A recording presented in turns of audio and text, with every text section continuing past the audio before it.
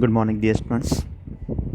This is Sampat Bhadu, Assistant Professor of English, Government College, Sri Dungargad, Bikaner.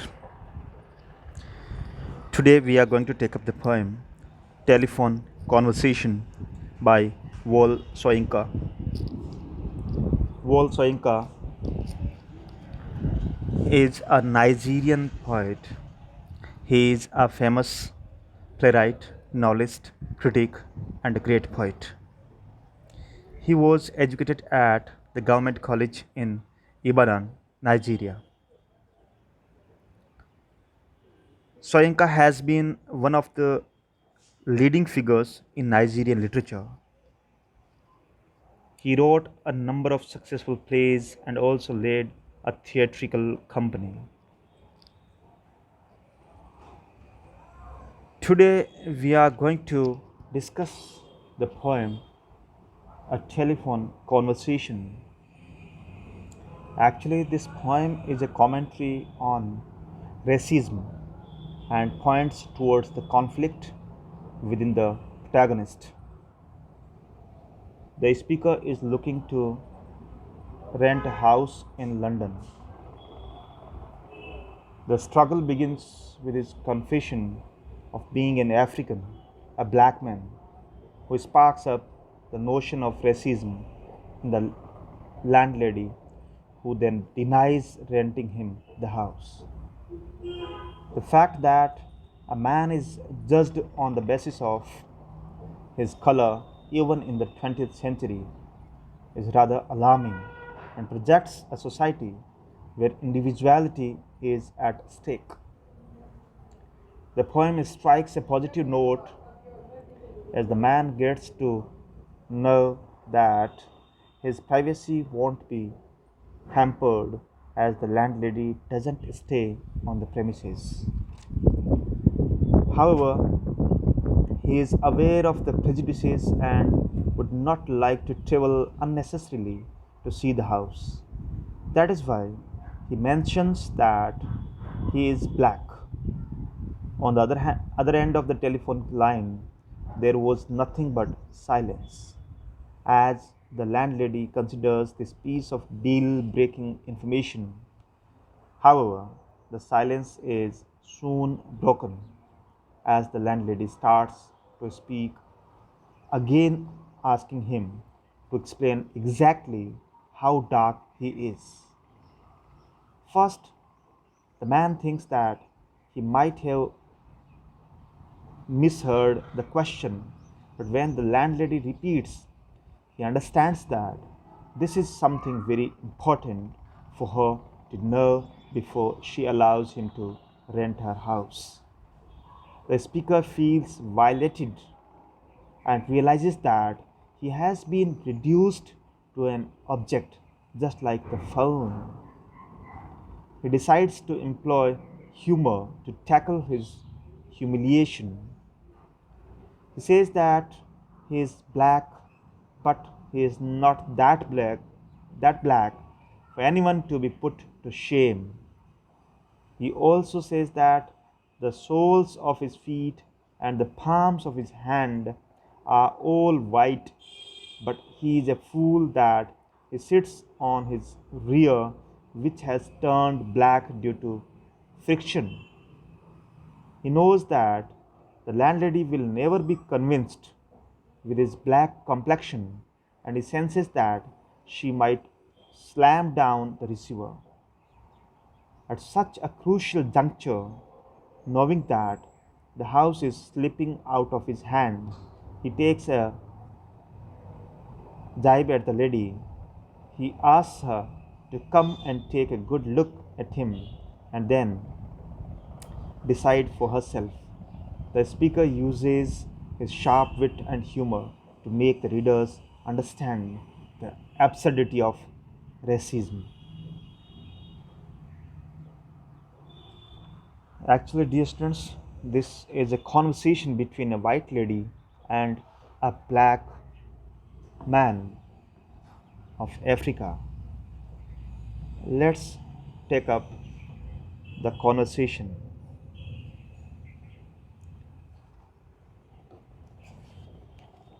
Let's take up the conversation.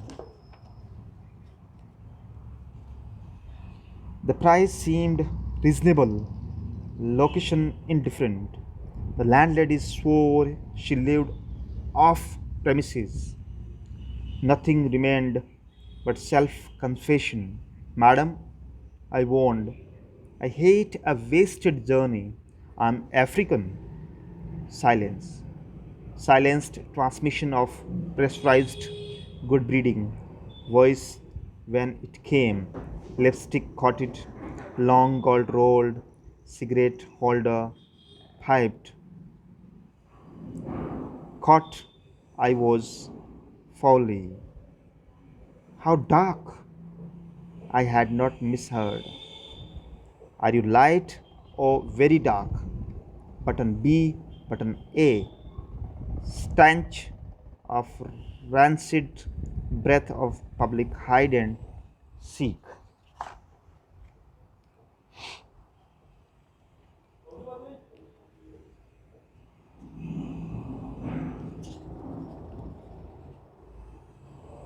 These lines have been derived from the poem Telephone Conversation composed by Nigerian poet Wole Soyinka. He is the first African to receive the Nobel Prize for Literature. This poem is about a telephone conversation between a white lady and an African man, and the poet shows the racism in the society. In these lines, the poet has presented a telephone conversation between an English landlady and a black Nigerian man who is the prospective tenant.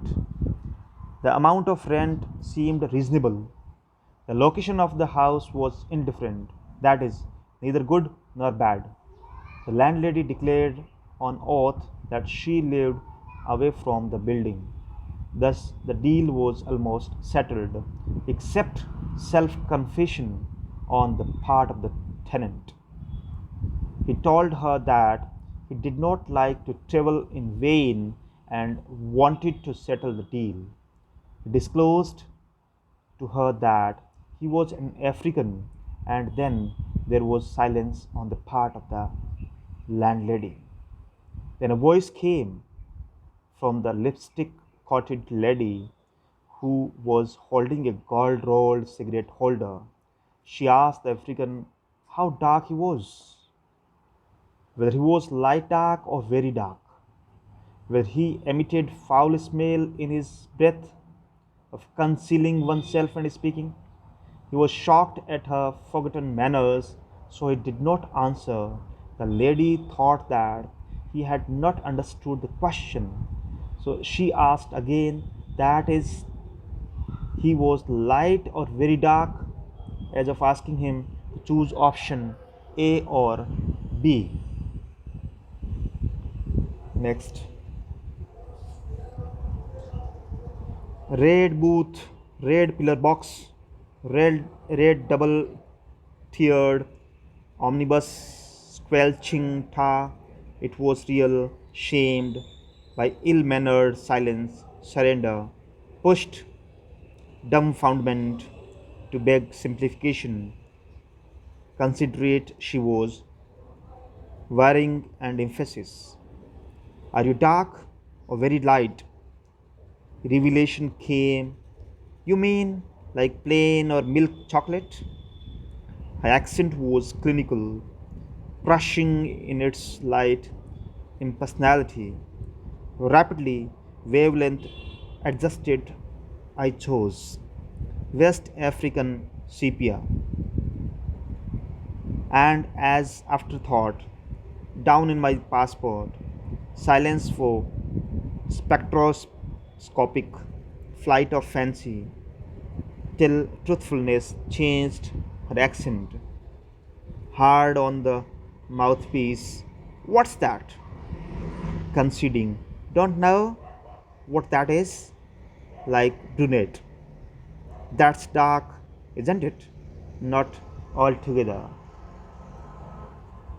He could literally smell the stench coming from her deceptive words, and she read everywhere around him.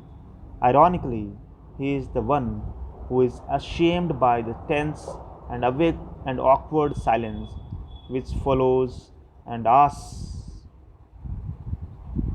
for clarification, thinking sarcastically that the lady was really helpful by giving him options to choose from. He suddenly understands that what she is trying to ask and repeats her question to her, stating if she would like him to compare himself with chocolate, dark or light. She dispassionately answers, and his thoughts change as he describes himself as a West African sapien, as it says in his passport. The lady remains quiet for a while, not wanting to admit to her ignorance. But then she gives in to curiosity and asks what that is. He replies that it is similar to brunette, and she immediately clarifies that that is dark. Next, facially, I am brunette, but madam, you should see the rest of me. Palm of my hand, soles of my feet are a peroxide blonde. Friction caused foolishly, madam, by sitting down has turned my bottom raven black. One moment, madam, sensing her receiver rearing on the thunderclap about my ears, madam, I pleaded. Wouldn't you rather see for yourself? Now the man had enough of insensitiveness. He disregards all constraints of formality and mocks her outright, saying that he isn't all black. The soles of his feet and the palms of his hands are completely white, but he is foolish enough to sit on his bottom, so it has been rubbed black due to friction. But as he senses that she is about to slam the receiver on him, he asks her to she would like to see the color of his body, if she would like to see the color of his body herself, requesting her to at least see for herself, only to have the phone slammed on him. Here the poet is satirical in the poem. He shows that there is racial discrimination in the world. Dear students, since time immemorial, this racial discrimination has been in vogue. You know very well. Caste discrimination, racial discrimination, it has been in fashion since the time immemorial, since our civilization. Dark, black, dark, brown, white, brown, white, black. Discrimination. You notice across the world in all the countries. You might have seen, you might have read in the newspapers, watched the TV news. Few years back, Indian cricket team members were slashed by the Australian cricket members on the grounds of racism. If you look at the African people, they are also segregated, they are also discriminated on the grounds of color, on the grounds of race by the white people. And the struggle between the white and the black, or the white and the dark, it's really an international issue that needs to be discussed in detail. And as we are sensitive human beings, we must consider and discuss such type of matters in detail, and we should come to the conclusion that being human beings, we should behave like human beings with other human beings, whether they are dark, white, rich, poor, belonging to any race, any caste, or any religion, or any country. We should treat, we should behave like basic human beings. We should not be prejudiced. We should transcend. We should transcend beyond these constraints of racism, of religion, of reason, of caste, of language. We should transcend. We should breach all these barriers. We should transgress all these social constraints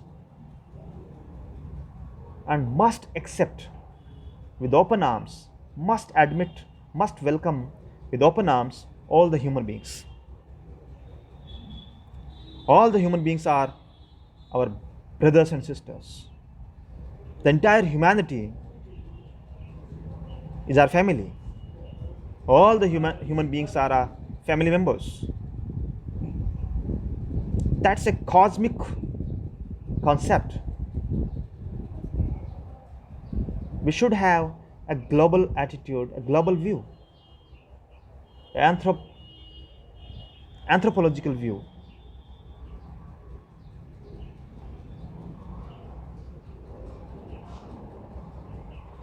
It was a great issue that has been raised by Wole Soyinka, a great poet and Nobel laureate. Dear students, think over it and be judicious. You are wise people. We are well educated people. We should be free from such type of constraints. Thank you and have a nice day.